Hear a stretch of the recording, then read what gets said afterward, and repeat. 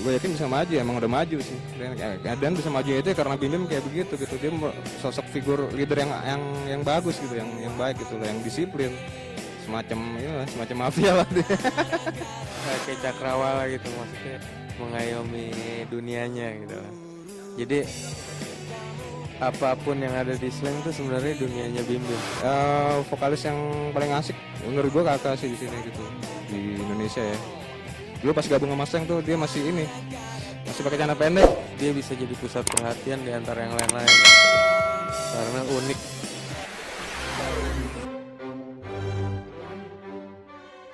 Slank adalah kelompok musik yang pernah meraih penghargaan sebagai ikon musik rock Indonesia. Seakan menjadi energi yang tak pernah surut. Setiap saat selalu saja menebarkan virus perubahan. Kayaknya nggak bakalan pernah basi kalau kita ngomongin grup yang satu ini. Untuk itu, kita telusuri bersama kapan dan bagaimana cikal bakal grup ini dibentuk. Dan aku berdiri di atas gedung yang tinggi. Slank sebagai ikon kelompok musik anak muda yang sekarang digawangi Ahadi Wirasatriaji alias Kakak pada vokal, Bimo Setiawan Almazumi biasa disapa Bim Bim pada drum, Abdi Negara atau Abdi pada gitar, Muhammad Ridwan Hafid lebih akrab dipanggil Rido pada gitar, dan Ivan pada bass adalah kelompok musik yang paling banyak mengalami morfosis sejak pertama dibentuk pada Desember 1983. Bayangkan saja sebelum akhirnya rekaman, Slank sudah mengalami bongkar pasang sebanyak 13 kali. Karena itu saat mereka pertama rekaman, berkat jasa Budi Susatyo pada tahun 1991, yang dimotori Bim Bim, Kakak, Pai, Bongki, dan Indra, mereka menamakan diri sebagai formasi 13. Gue masuk Slank 88 ya. Terus aja sampai mulai rekaman, sampai album kelima tuh gue terus masih. Waktu itu Slank juga masih band biasa gitu ya, masih band yang mungkin dikenal cuma di Jakarta doang. Jadi waktu itu gue masih SMA, jadi gue bingung gimana, gue kan masih sekolah gitu. Jadi waktu itu posisinya gue lagi sekolah di Medan, gue lagi liburan ke Jakarta, tiba-tiba Slank narik gue, cuman mereka janji gue di sekolahin di Jakarta tetap gitu. SMA kelas 1 gue gabung sama Slank tahun berapa, tahun 89 kalau nggak salah. Yang ngajak gabung dulu si Pai sama Bim Bim. Jadi kita latihan di tempatnya Bim Bim waktu itu di Potlot.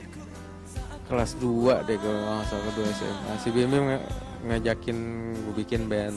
Si Bim Bim dilarang main band waktu itu. Nggak boleh main. Akhirnya kita latihan di luar gitu loh, bawa alat sih, ngumpet-ngumpet latihan.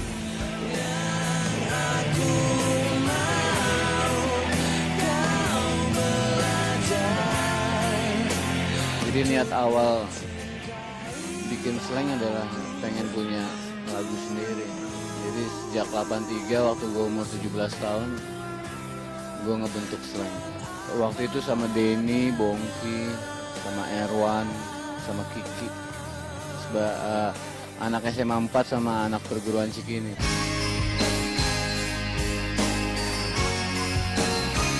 Sedang nama Slank sendiri datang tanpa disengaja.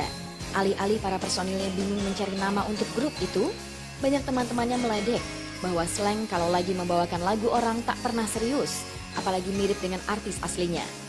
Makanya banyak yang bilang grup Slanghean. Dari situlah muncul nama Slank.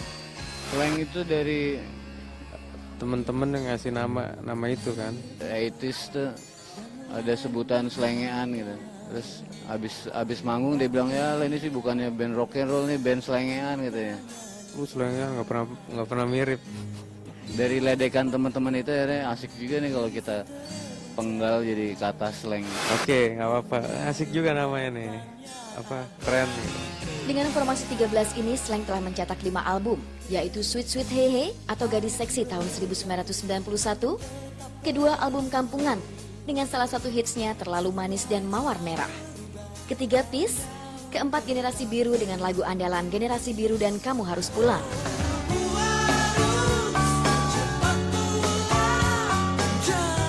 Album Generasi Biru sudah mengisyaratkan mereka bakalan pecah.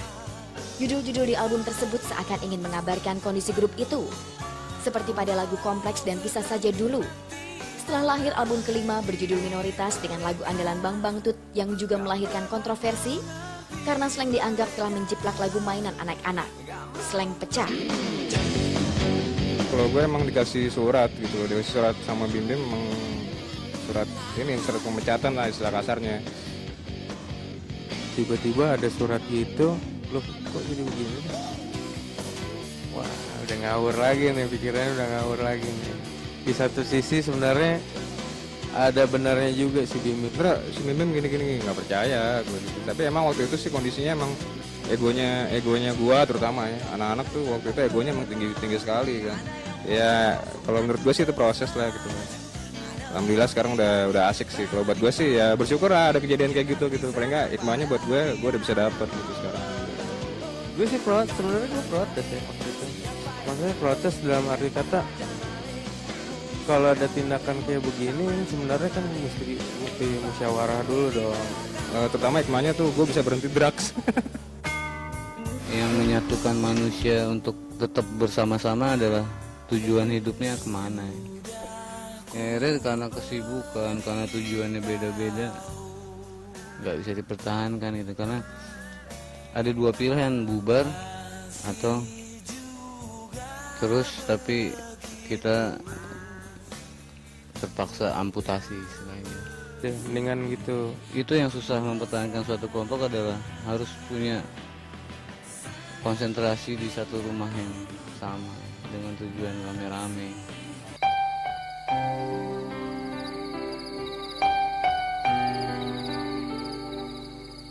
Slank mengalami kelahiran kembali dan harus melakukan perjuangan dari nol lagi setelah masuknya personil baru, Ivan, Rido, dan Abdi pada tahun 1997 menggantikan Bongki, Indra, dan Pai. Bunda Yvette, Ibunda Bim Bim kembali berperan untuk meneguhkan semangat. Formasi ini melahirkan album ke-7 berjudul 7. Bagaimana latar belakang personil baru ini? Kita ikuti penuturan Ivan, Abdi, dan Rido. Secara resmi sih gue nggak pernah sekolah musik gitu sekarang. Cuman ya pernah belajar musik. Guru gue itu Abdi. Gue dulu SMA tuh gue punya grup itu mainnya sama Abdi, gitaris Abdi waktu itu, bawain Iron Maiden waktu itu. Kakak saya ada yang musisi. Saya suka ikut ngeliat mereka main. Saya tertarik terus di rumah ada gitar, saya suka main-mainin. Mungkin sekitar umur 3-4 tahun nyokap gue tuh beliin gue piano kecil-kecil gitu buat kakak gue, tapi gue yang mainin dan itu dan nadanya udah benar. Gabung dengan Slank pertengahan tahun 97. Waktu itu saya lagi sering jadi additional player. Terus diajak sama Ivan ngajak jam session di Potlot. Saya datang aja. Ternyata mereka lagi mau audisi gitaris. Di sana udah ada Rido juga. Mereka sebenarnya mau audisi salah satu dari dua, Abdi atau gue gitu. Tapi gue nggak tahu gimana jadi kepilihnya dua-duanya. Setelah album keluar ada sampulnya dan di cover album itu ada tulisan Slank .2 Gap Bim Bim kakak, ini ada nama gue di situ.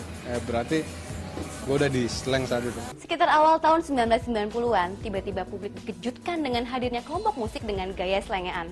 Kelompok musik ini digawangi oleh Bim Bim, Kakak, Pei, Bongki, dan Indra.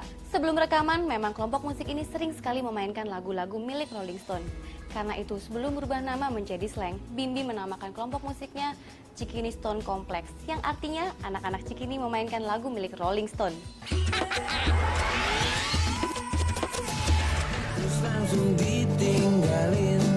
Tahun 1997 boleh dibilang sebagai tonggak baru bagi Slank. Memulai karir kembali setelah sempat hancur memang sangat berat. Hal pertama yang dilakukan mereka adalah menciptakan image bahwa Slank telah bersih dari narkoba. Sosialisasi ini cukup ampuh. Lewat lagu Balikin Oh Balikin itu yang menuturkan keinginan Slank untuk hidup normal kembali.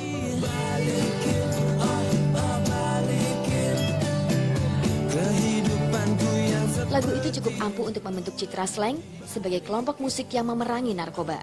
Kalau masalah drugs itu hanya kecelakaan itu ya. Justru karena kejujuran kita bilang kita dulu pemakai dan sekarang berhenti. Padahal dulu mana ada yang tahu kita pakai kan. Justru itu adalah semangat anak-anak muda yang lain yang accident atau yang kecelakaan kena narkoba. Itu bukan aib gitu. Malah jadi boleh dibilang kita jadi role model. Perjuangan Slank cukup berat karena harus bersaing dengan mantan personil Slank, Bongki, Indra, dan Pai yang membentuk BIP. Banyak yang bilang roh Slank terbagi dua antara Bim Bim dan Pai. Tapi teori pemasaran tentang ampuhnya sebuah brand ternyata menemukan kebenaran. Slang tetap berjaya. Musik tuh abstrak sih, banyak yang sama gitu, akhirnya sama orang atau orang sama kita gitu. Tapi selama nggak jiplak, selama nggak mengikuti kita, ya nggak apa-apa. Akhirnya Slang berhasil bangkit kembali dan bermorfosa sebagai kelompok musik yang